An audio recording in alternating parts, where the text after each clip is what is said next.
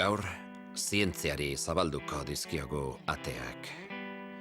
Oiane Larrinaga, euskal matematikari ospetsuaren etxera doa bizilaria. Matematiken mundua korapilatxoa bada ere, Oianeren hizketa gozoa entzun ondoren, erakargarria egiten da oso.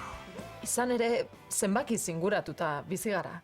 Ez dakit jakingo duzun, baina igogailuek algoritmo bati esker funtzionatzen dute. Era, arras interesgarria, Oiane. Eta egunero inguratzen gaituzten zenbakiak aipatuz, ze iruditzen zaizkizu zenbaki hauek. Baina zure zer gaitorpena da? Bikain, Oiane, bikain.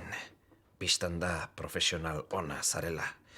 Eta gaia aipatu duzunez, aplikatuko altzenioke zure algoritmo hietako bat kobratzera atera dakidakeen. Zientziak lasaitua ekartzen du, sosegua. Batez ere, bapo jan ondoren begiak isten hasten zaizkizunean. Tori, egin dizut aitorpena. Kobratzera. Lan mundiala, benetan. Lastima gaur egun gizartea zientziatik hain urrun bizitzea. Adibidez, gure semea baldar xamarra da matematikan, eta...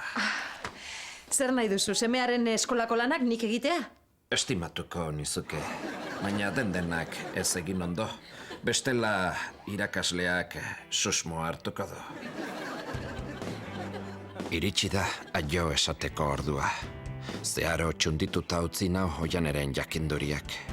Zenbakiak menperatzen ditu eta hori gutxi espalitz, benetan hiztegi aberatsa dauka. Esportzulo, semea!